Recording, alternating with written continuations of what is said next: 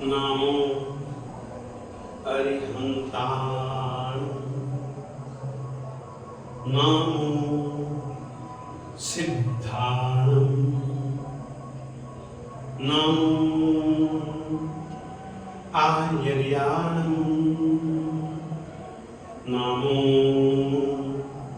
उवज्झायाणं, नामो लोए सब्बसाहूणं, येषु पंच नमोकारो सब्ब पापनाशनो मंगलाणं च सब्बेषु परमं हवै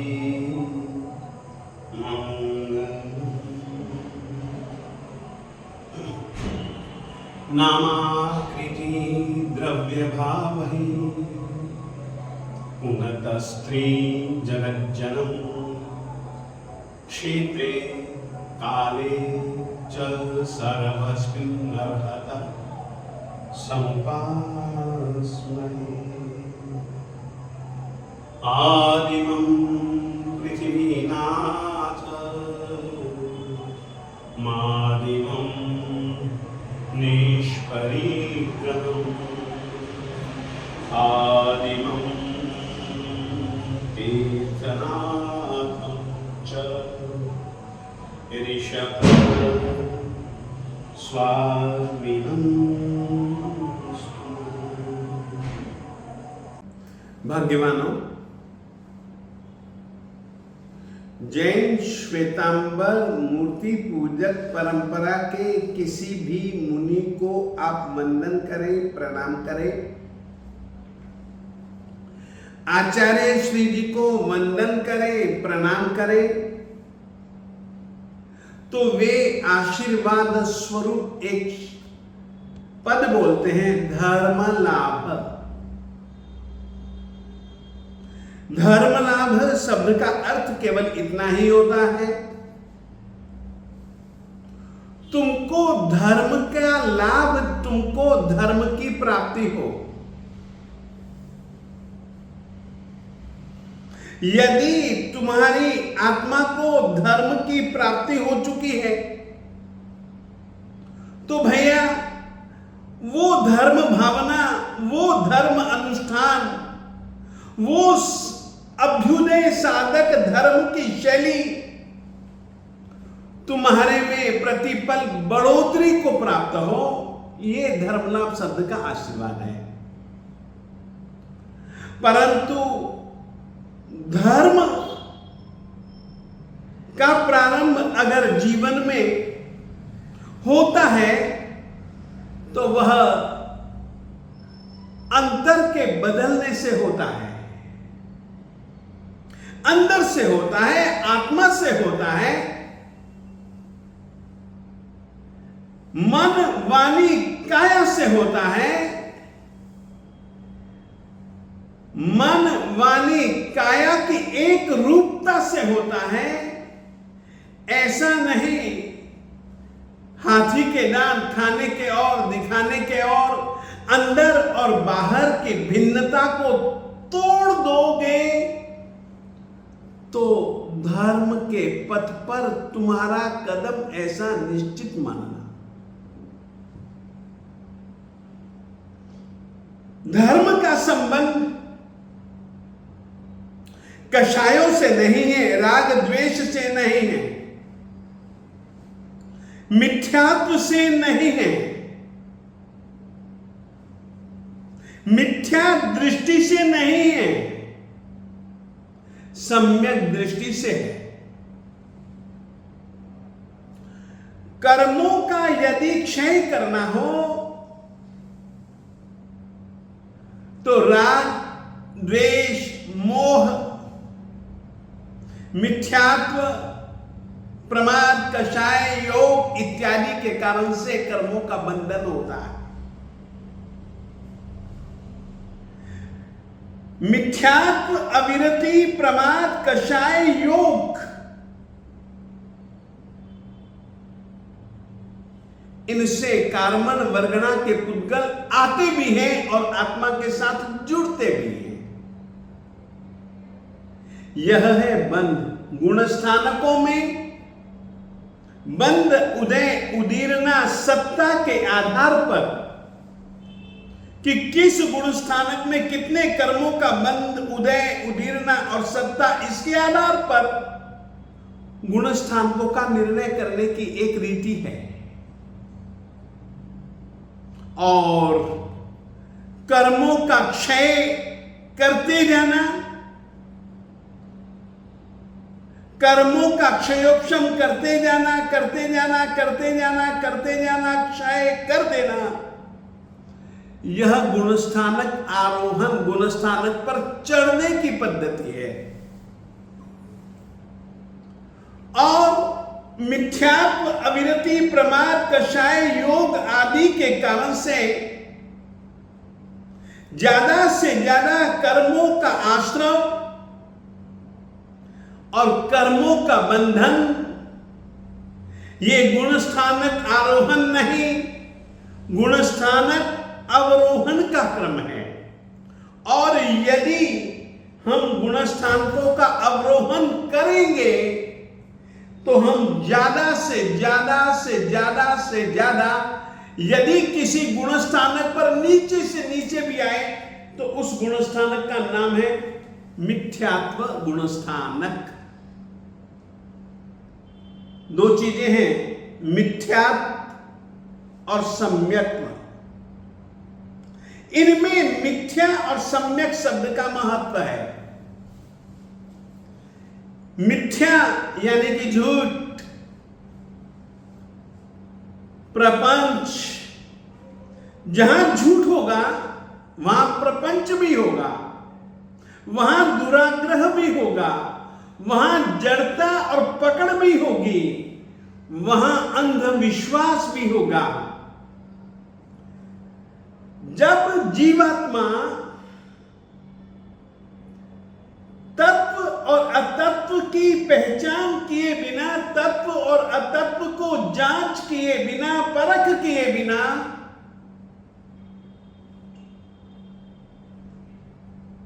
कौन सा सिद्धांत सच्चा है, कौन सा सिद्धांत गलत है, मिथ्या है, किस सिद्धांत के पालन से मेरी आत्मा का उत्कर्ष होता है और किस भाव स्थिति के कारण से मेरा अपकर्ष होता है गुणों का, इसका तो निर्णय करना पड़ेगा ना, यदि तुम आत्मविकास चाहते हो तो। सबसे पहले आवश्यक ही यही है, हमें मिथ्यात्व को तोड़ना है। मिथ्यात्व की सीधी सादी सी परिभाषा, तत्व और अतत्व की परीक्षा किए बिना मैंने किसी सिद्धांत को मान लिया, अपने सिद्धांत को पुष्ट करना और दूसरे के सिद्धांत सही होते हुए भी उनकी खंडना करना, दुराग्रह वृत्ति से,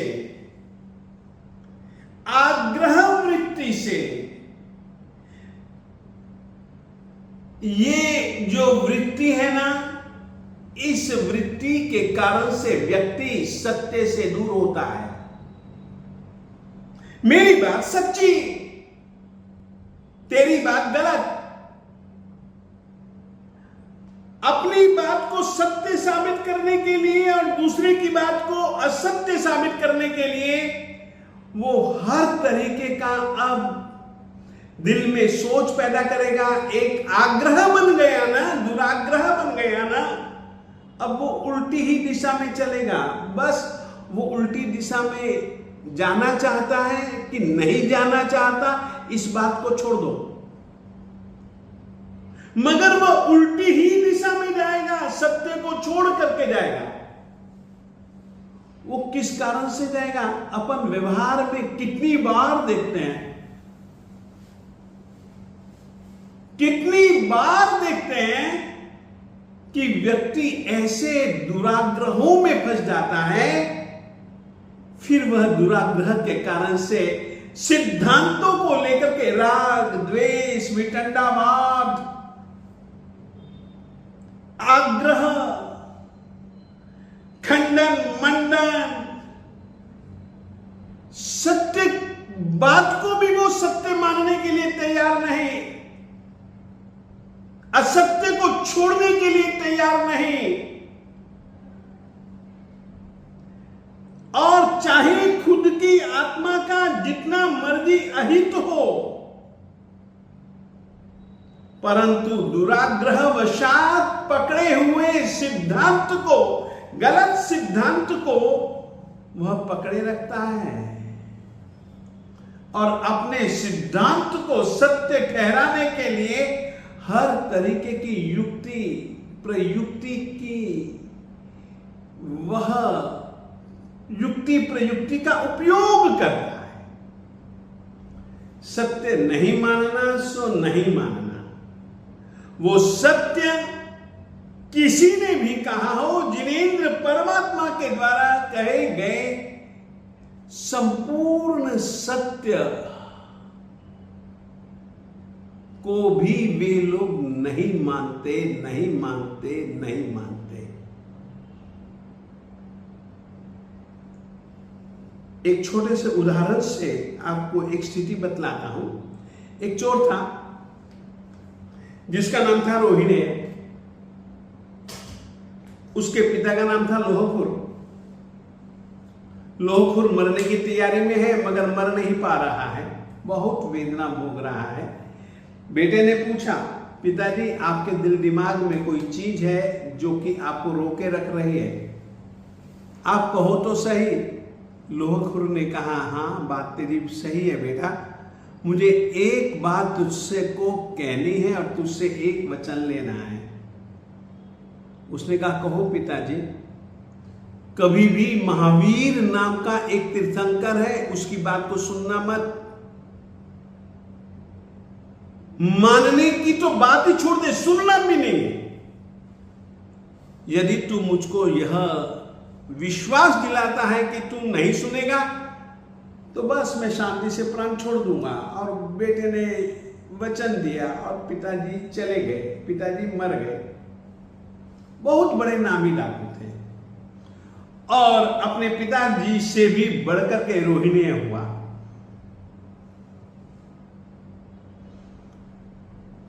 पूरी कोशिश करता है पिताजी को जो विश्वास दिलाया है उसका पालन करने की, मगर कभी भी किसी भी षड्यंत्र में भी नहीं फंस सकने वाला रोहिणी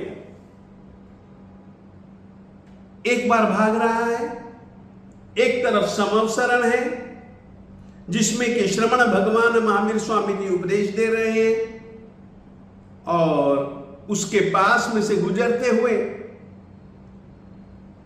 उसके पांव में कांटा लग गया और जैसे ही समवसरण की मर्यादा चालू हुई थी,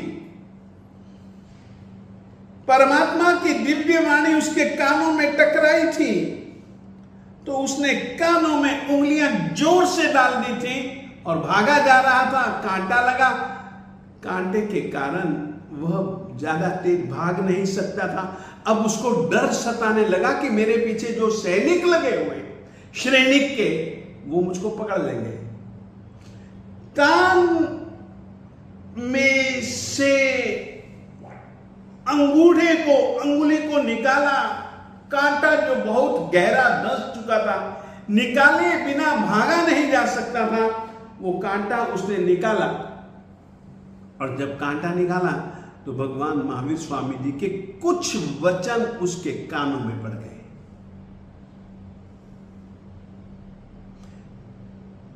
और इस बीच सैनिकों ने उसको पकड़ लिया रंगे हाथ, राजा के सामने उपस्थित किया गया। बड़ा होशियार था, अभय कुमार की बातों को भी वह छिनक में काट दे, ऐसा व्यक्ति था। एक षड्यंत्र बनाया अभय ने, और उस षड्यंत्र में रोहिणी यदि बच सका अभय की चालबाजियों से, तो उसके पीछे कारण था कि जो भगवान महावीर स्वामी जी के वाक्य उसने अपने कानों से सुने थे, उन सुने हुए वचनों पर उसको पूरा भरोसा था कि तीर्थंकर कभी झूठ नहीं बोलता है। उन्होंने कहा है तो वो सत्य है, ये जो मुझको दिखाया जा रहा है वो झूठ है। जो उन्होंने कहा था वो सत्य है, ये जो दिखाया जा रहा है वो झूठ है। और उसने उन वचनों पर भरोसा रखा, और सचमुच में जो फंस सकता था, फंस करके फांसी के फंदे पर जो लटकाया जा सकता था, बच गया। बचने के बाद गया सीधा घर नहीं, भगवान महावीर स्वामी जी के पास, और परमात्मा से उसने एक दीक्षा ले ली। असत्य को छोड़ो, सत्य को अपनाओ, यही धर्म का मार्ग है। असत्य को छोड़ना यानी मिथ्यात्व को छोड़ना, अपने द्वारा पकड़े हुए गलत सिद्धांत को दुराग्रह से सच्चा साबित करना, यह मिथ्यात्वी का काम है, मिथ्यात्वी का लक्षण है। और वह मिथ्यात्व जो इस तरीके के व्यवहार के लिए जीव को बाध्य कर रहा है, तो वह मिथ्यात्व मोहनीय कर्म दलिकों का उदय है। फिर से कहना चाहता हूं, वो क्यों नहीं परमात्मा की बात को सत्य मान रहा? उसके पीछे मुख्य रूप से कारण है मिथ्यात्व मोहनीय कर्म के दलिकों का उदय।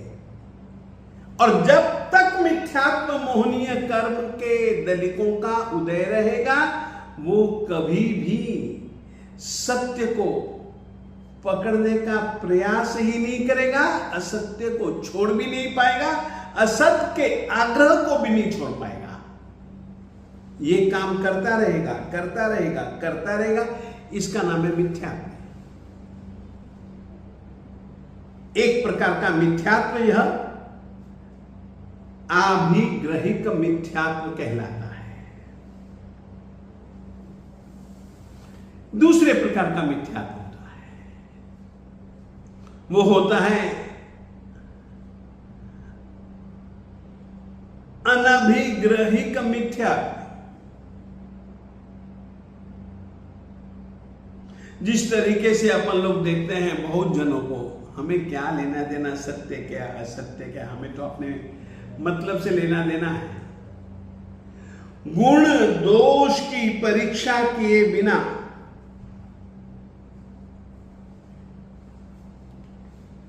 गुण दोष की परीक्षा किए बिना, देखिए पीला जो है वो सोना है ऐसा मानना गलत है।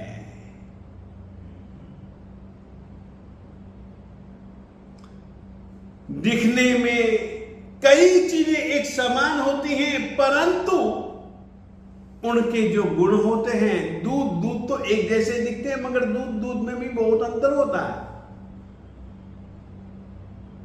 गाय के, भैंस के, बकरी के, ऊंटनी के, भेड़ के दूधों की गुणवत्ता अलग अलग अलग अलग अलग अलग है। गुण और दोषों की परीक्षा किए बिना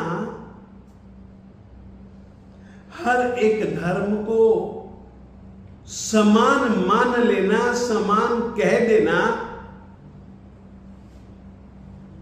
समान रूप से स्वीकार लेना,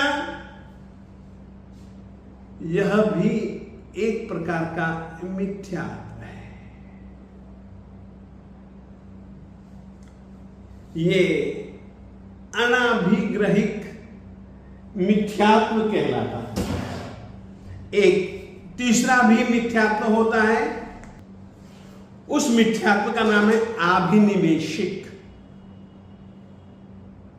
वह अभिनिवेशिक मिथ्यात्व ऐसा होता है,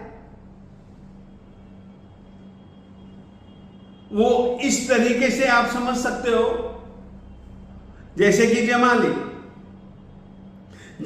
कहता था परमात्मा की बात सभी सही, परंतु ये जो कड़े माने कड़े का जो सिद्धांत है या चल माने चले का जो सिद्धांत है वो गलत है।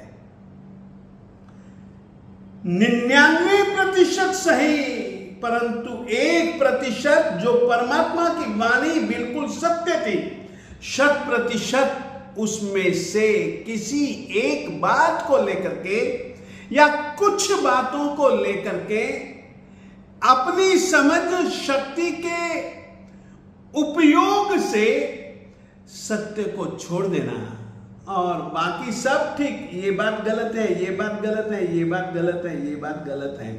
परमात्मा की वाणी में से इस तरीके से मंद क्षयोपशम वाला होने पर भी आग्रह रखता है,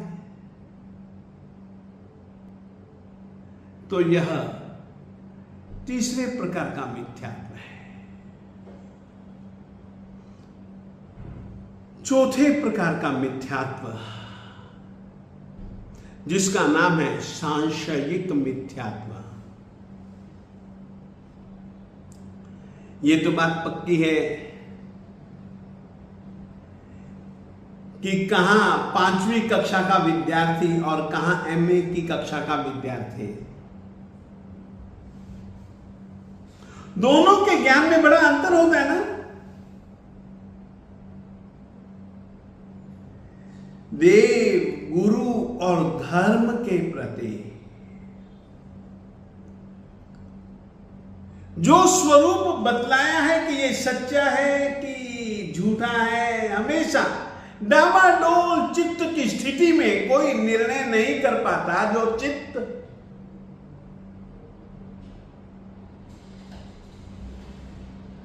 बातों को, अलग अलग बातों को पढ़ करके, सुन करके परमात्मा के द्वारा बताए गए सत्य स्वरूप के ऊपर भरोसा न करता हुआ हमेशा चित्त डावाडोल बना रहता है। उसके कारण से व्यक्ति एक निर्णय नहीं ले पाता, एक चित्त नहीं हो पाता।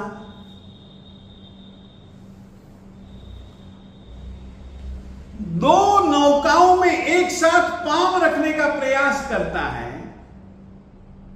वह सांशयिक मिथ्यात्व कहलाता है। एक 5वां मिथ्यात्व होता है अनाभोगिक। ये मैं पहले भी कह चुका हूं, जो विचार शून्य, विशेष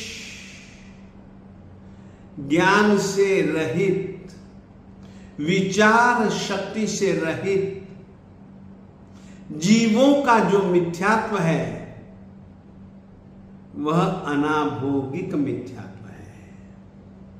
और विशेष करके यह अनाभोगिक मिथ्यात्व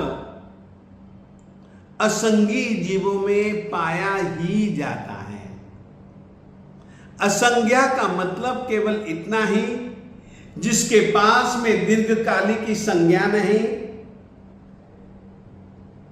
उनके पास में भूतकाल, भविष्यकाल को अलग अलग करके भूतकालीन यादें, भविष्य संबंधी कल्पना शक्ति नहीं, केवल तत्काल वर्तमान काल को देख करके ही जो अपने प्रवृत्तियां करते रहते हैं। भूतकाल में हुए अनुभव उनके लिए कोई भी महत्व नहीं रखते, न भविष्य काल की कल्पनाएं महत्व रखते हैं। ऐसी जिनकी विचार शक्ति है वे असंगी जीव कहलाते हैं। एकेंद्रिय जीव चाहे सूक्ष्म हो चाहे बादर हो, वैसे जीव एकेंद्रिय, बेइंद्रिय, तेंद्रिय, चौरेंद्रिय और असंगी त्रियंच पंचेंद्रिय। असंगी मानव, असंगी जीवों में यह जो मिथ्यात्व है यह अनाभोगिक मिथ्यात्व कहलाता है। इस तरीके से पांचों प्रकार की वृत्तियों वाले जीव पहले गुणस्थानक में माने जाते हैं और ऐसे जीवों का मिथ्यात्व मोहनीय कर्म का उदय होता है। उस कारण से जीव इस दशा से ऊपर उठ ही नहीं पाते हैं। धीरे धीरे धीरे धीरे ये उठने का प्रयास कैसे करेंगे, कब करेंगे, और जब ये उठ जाएंगे तब ये पहले गुण स्थानक से दूसरे पर भी नहीं आएंगे, तीसरे पर भी नहीं आएंगे, तब वे सीधे चौथे अविरत सम्यक दृष्टि गुणस्थानक में आ जाएंगे। यहां उनकी दृष्टि, यहां उनका दर्शन सम्यक होगा। सम्यक दर्शन यानी कि जो वस्तु, जो पदार्थ जैसा है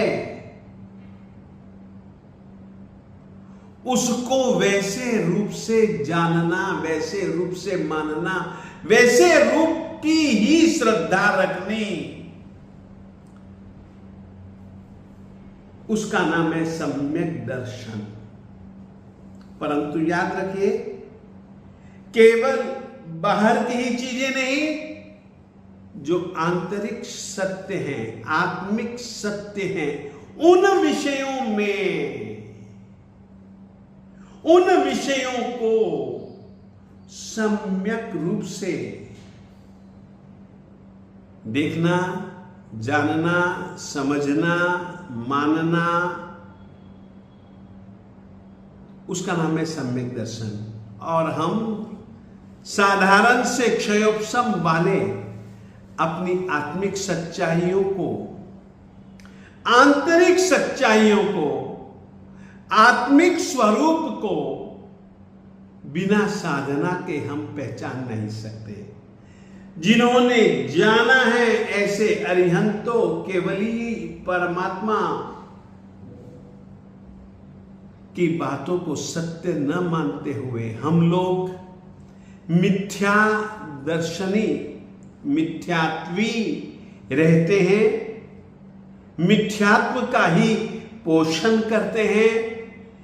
अतः सम्यक दृष्टि वाले व्यक्ति ही धर्म की संभावनाओं से भर सकते हैं। वे कैसे होते हैं, कैसे नहीं, उसके भी पहले जो दूसरा गुणस्थानक सास्वादन और तीसरा जो गुणस्थानक मिश्र गुणस्थानक, ये किसे कैसे होते हैं इसकी चर्चा अपन आगे करेंगे।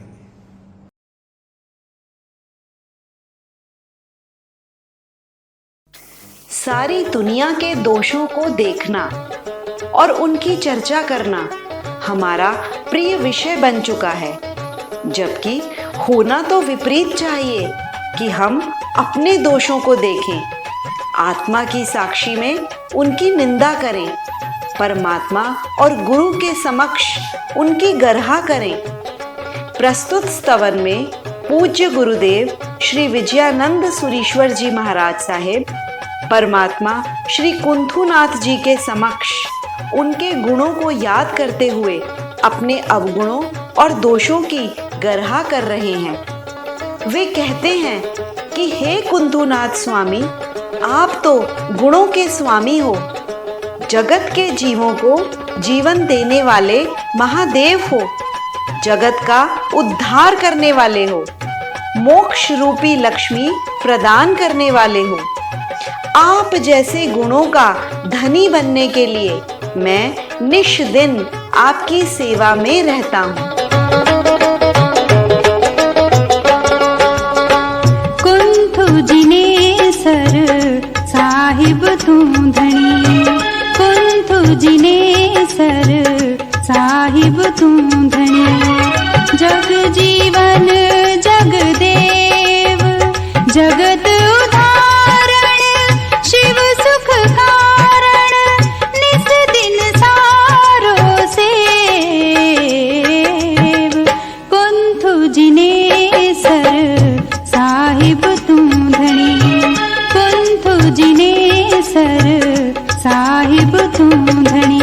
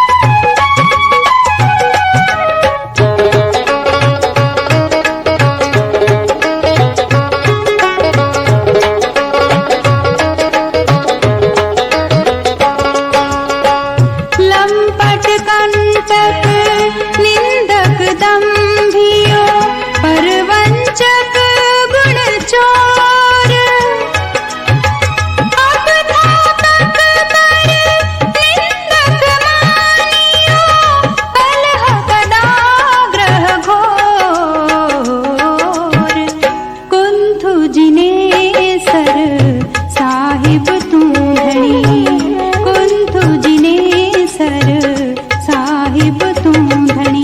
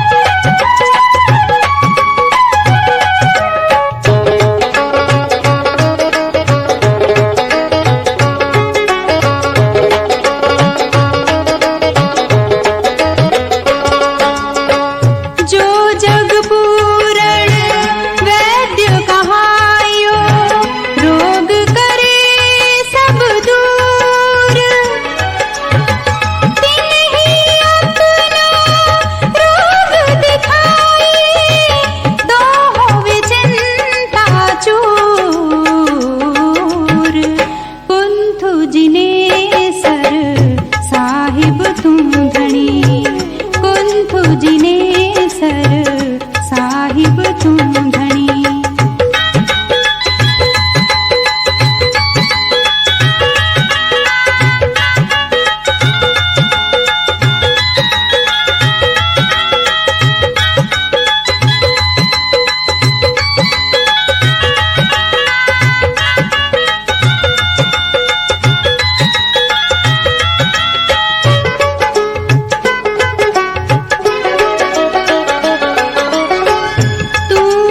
साहिब वैद्य धनंतरी कर्म रोग मोह काट, रतन त्रयी कख मुझ मन मानियो, दीजो सुख नो थाट।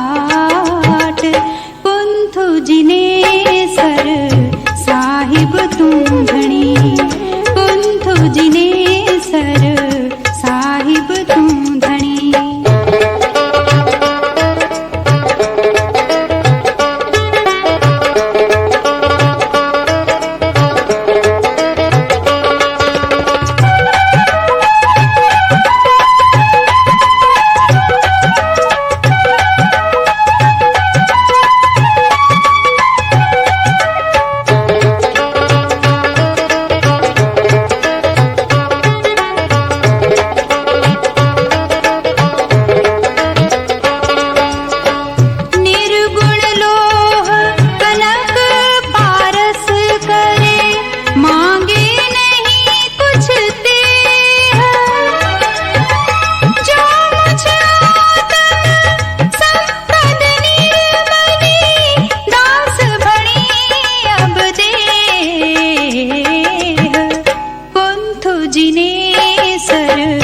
साहिब तू धनी, कुंथु जिनेसर साहिब तू धनी।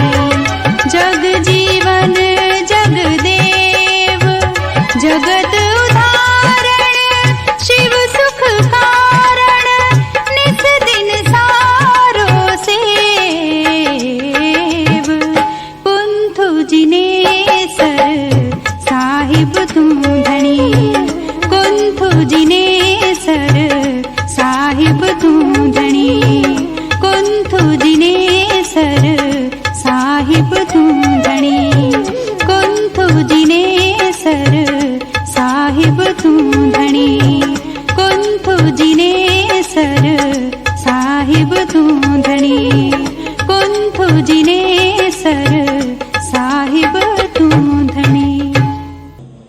शिवमस्तु सर्वजगतः, परहितनिरता भवन्तु भूतगणाः, दोषाः प्रयान्तु नाशम्, सर्वत्र सुखी भवतु लोकः। सर्वमङ्गलमाङ्गल्यं सर्वकल्याणकारणं, प्रधानं सर्वधर्माणां, जैनं जयति